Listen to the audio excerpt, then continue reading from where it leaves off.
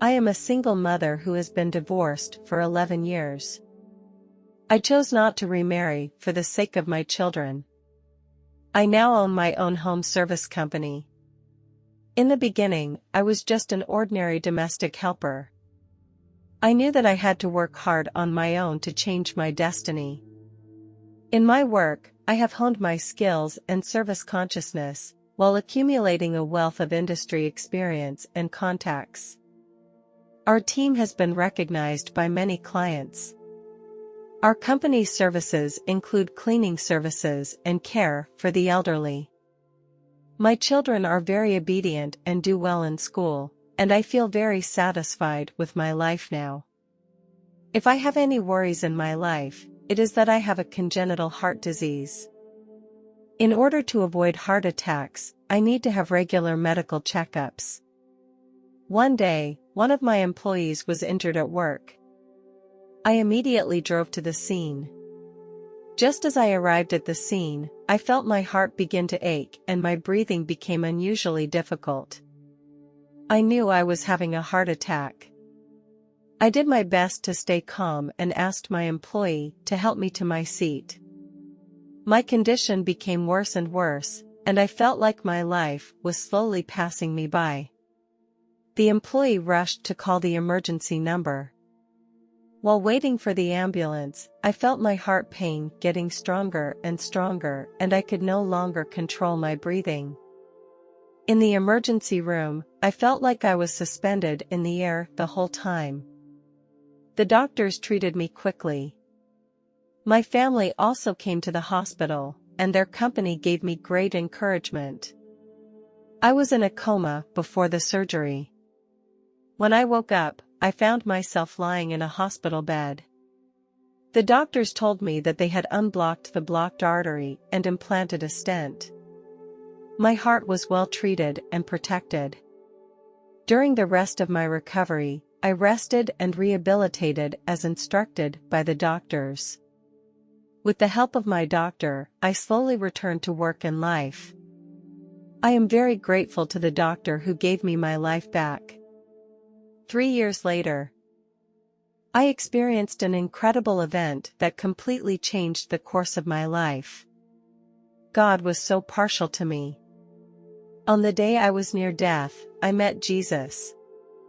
That afternoon, my son had gone to a classmate's birthday party. I was preparing dinner when I suddenly felt breathless, as if my chest was being squeezed tightly by a large hand.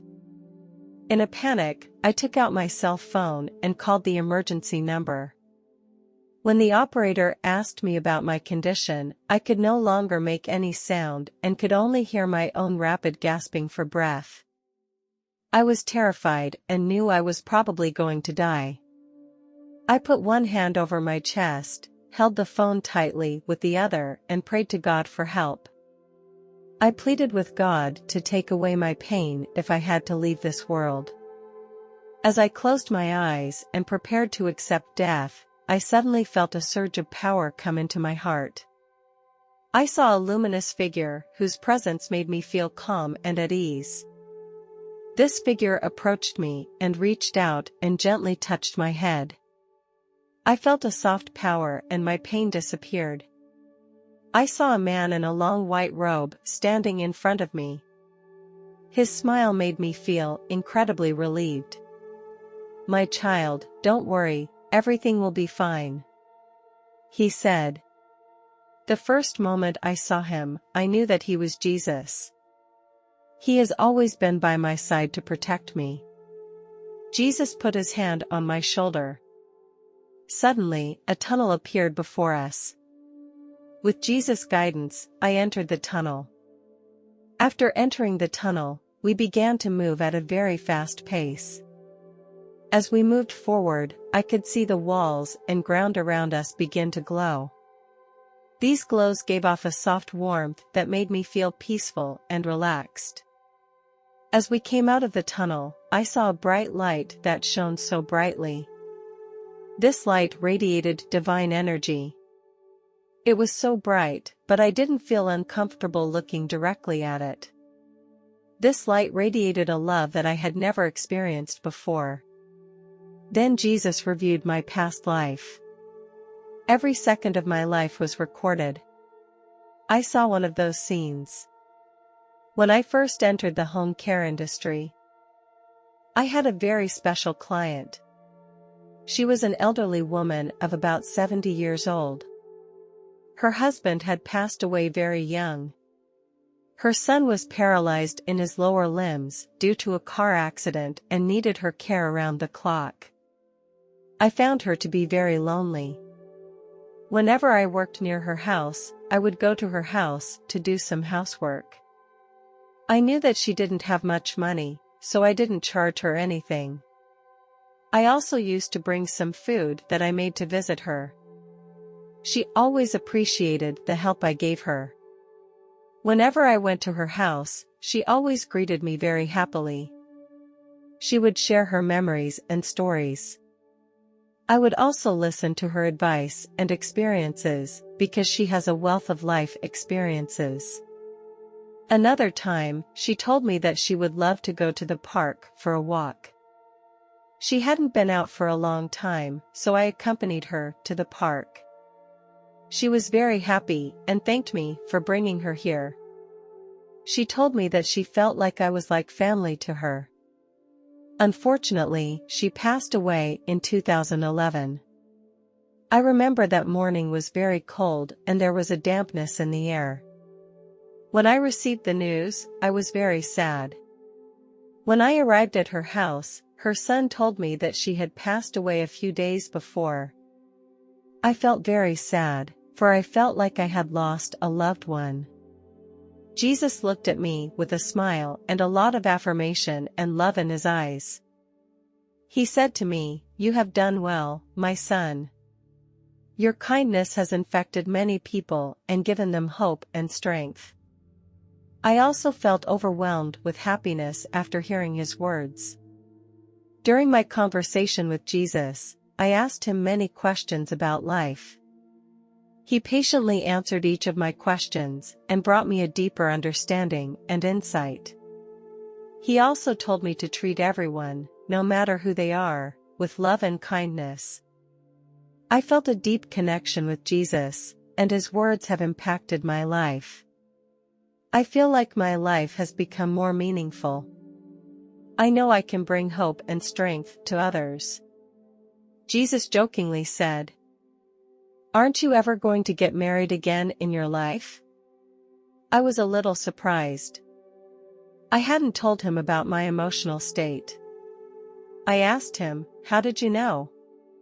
Jesus smiled at me, and through his eyes, I felt his caring. I smiled along with him. Then I asked, "Are you kidding?" He replied, "No, I am serious.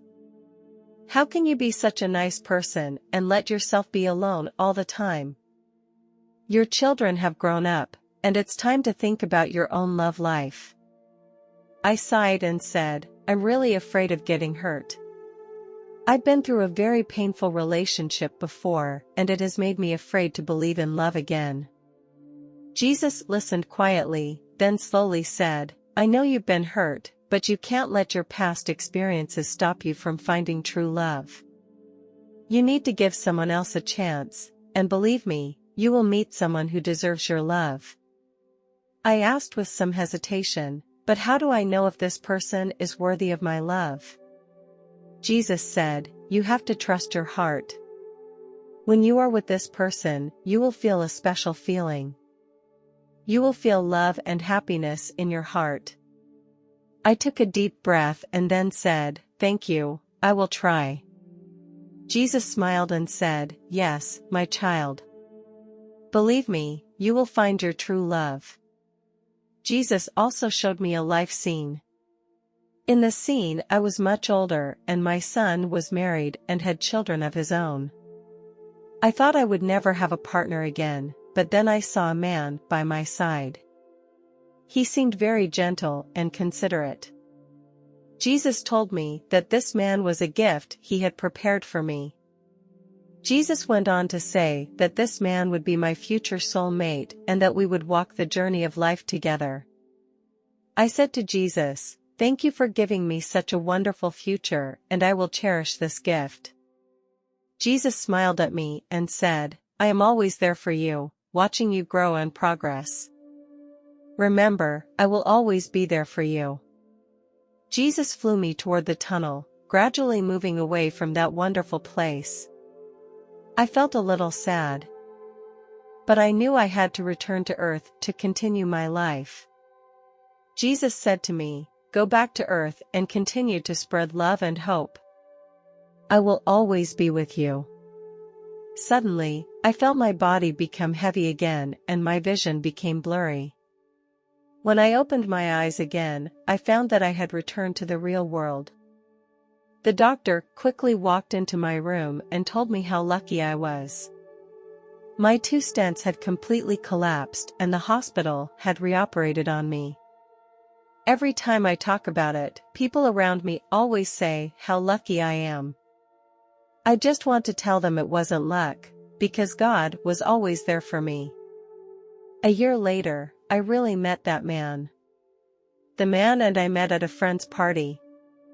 I didn't think at the time that this man would become my current husband. He was a very interesting and intelligent man. After that, we added each other's contact information. 2 months later, we started our first date. We spent many happy hours together. One evening, he took me to the beach. We were sitting on the beach, listening to the sound of the waves and the distant cries of seagulls, when he suddenly confessed his love to me. He said that he had always liked me and wished to be with me. I was very happy and expressed the same feeling. Our relationship period was very sweet and we experienced many good moments and some setbacks. However, we always encouraged each other. A year later, he proposed to me. He took me to a beautiful island in the sea. He opened a small box and inside was a glowing ring. He said to me, I want to spend the rest of my life with you, will you marry me? I said, of course, I will marry you. He helped me put on the ring and then we embraced each other. We chose a beautiful church as our wedding venue. We invited our friends and family to witness our happy moment. Now, I have been married to him for almost 10 years. We have gone through many challenges together, but our relationship has been stable. I thank God for everything He has given me. As someone who grew up in a single-parent household, my childhood experience was quite difficult. My parents were not happily married and they often argued over trivial matters. My father was a short-tempered man who often lost his temper without any reason. I would often feel very scared because I didn't know when he would explode. Later, my father seriously injured someone in a confrontation, which led to him being put in jail. My mother chose to leave my father, but for me, the decision was not easy. It was a very big blow to me. I also couldn't understand why my father would act that way, and it left me frustrated and confused. All of this had a profound effect on my perception of marriage.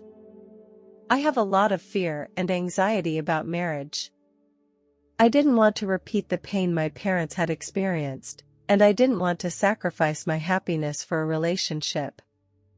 I had my first boyfriend while in college. At first I was reluctant towards him, but his sincerity and persistence eventually impressed me. We went through a lot during this time and our relationship became stronger.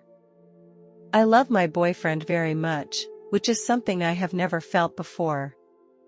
He is a very considerate person. We have a lot in common, we like the same things, and have similar ideas. I envision a future where I hope we can spend our lives together. I believe our relationship can stand the test of time because it is based on sincerity and mutual understanding.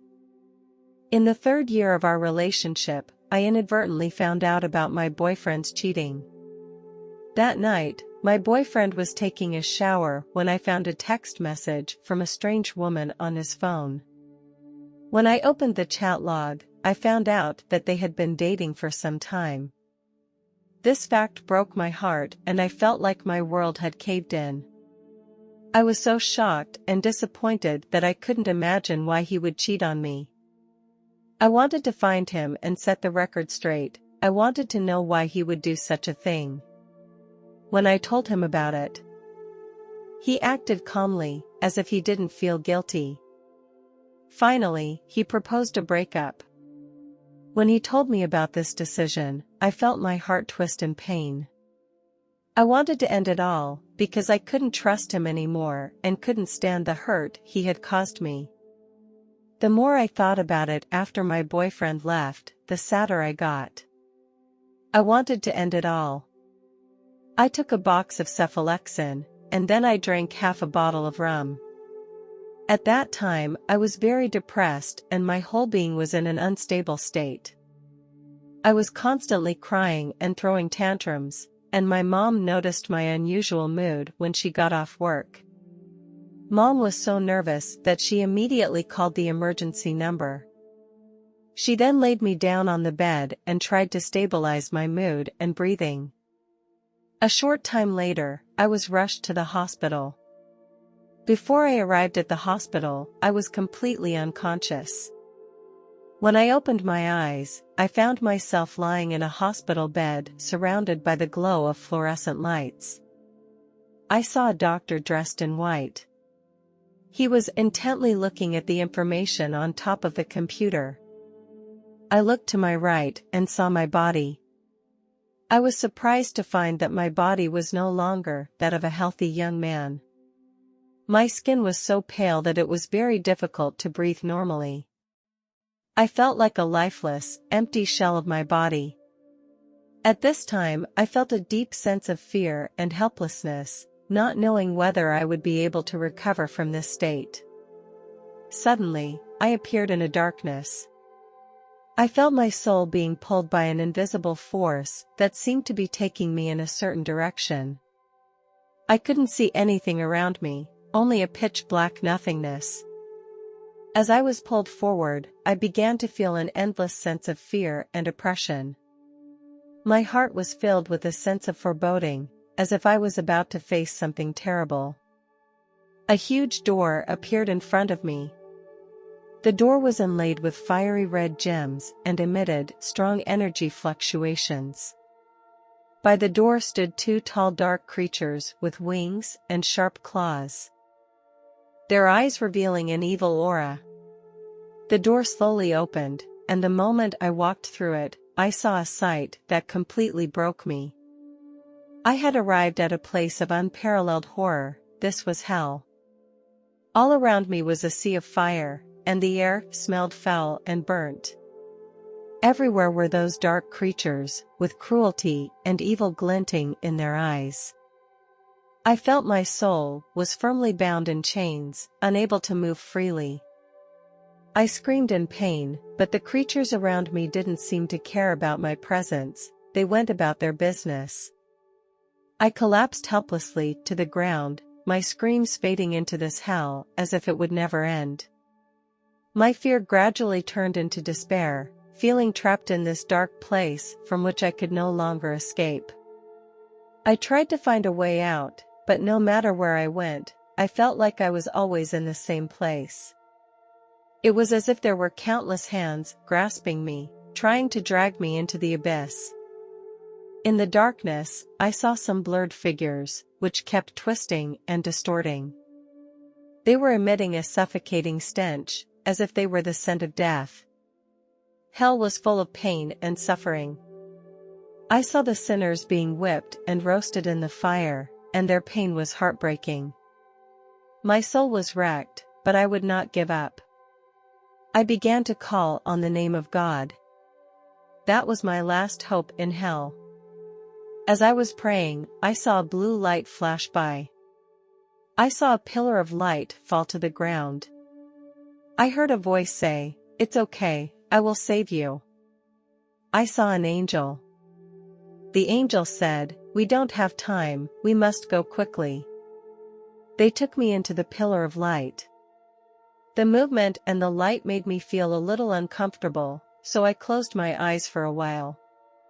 Sometimes I got curious and opened my eyes every once in a while. When I opened my eyes, I saw a huge staircase in the sky. I saw an old man holding a cat and walking up the stairway. At the end of the stairway was a gate. I knew that was the gate to enter heaven. I saw a lot of people standing in front of the gate to heaven. Most of them were dressed in white, with happy smiles, and looked very happy. I saw them hugging each other and blessing each other. They were all waiting for a signal that would let them pass through the gates of heaven and enter the eternal world. I knew that this was my true home. I also began to look forward to seeing my deceased loved ones. It was at this time that the angel stopped me. He told me that I could not go in just yet. Then, he took me to a beautiful lake. The water of the lake was very clear. There was an island in the middle of the lake with trees growing on it. There was a patch of flowers blooming around the lake with a faint fragrance. There were several benches under the trees. The breeze blew against my cheeks, making me feel relaxed. There, I saw a man in a robe, about 40 years old, and to his right stood an angel with wings. I realized that he was Jesus. The angel asked me, "Why are you here?" I began to explain that I didn't think the world was fair and I didn't want to be there anymore. The angel looked at me and said, "Who told you that this is a fair world? Each person experiences what they choose. Your time is not up yet, you have to go back." I refused his request. I wanted to stay here. Jesus looked at me, his eyes were full of love and tenderness, as if he could penetrate the depths of my heart. He said, "I know how you feel, I understand your pain and anguish. But you cannot stay here. Your time has not yet come, your mission has not yet been completed. You must go back." His voice made me feel very calm. I said, "I will go back, but I don't know how to face the person who hurt me. I don't know what to do." Jesus smiled and replied, "You need to learn to forgive and love. No one is perfect, and we must forgive others for their mistakes. It is not easy, but it is necessary. You will receive help and guidance in this area." Jesus went on to explain to me that heaven is a very safe place where souls will be protected and cared for in the most perfect way. In heaven, each person has his own place, and this place is determined by his behavior on earth. Jesus also told me that he made a covenant with God. As God's spokesman, he must fulfill this covenant. This covenant was made about the ultimate purpose and meaning of all life. Although it was not an easy task, Jesus was the one who had to fulfill it because God believed that he could help souls to accomplish this task. I have to go through some difficulties and challenges that are meant for me to grow and progress. I cannot run away from the challenges and responsibilities in my life. I have to face and solve them.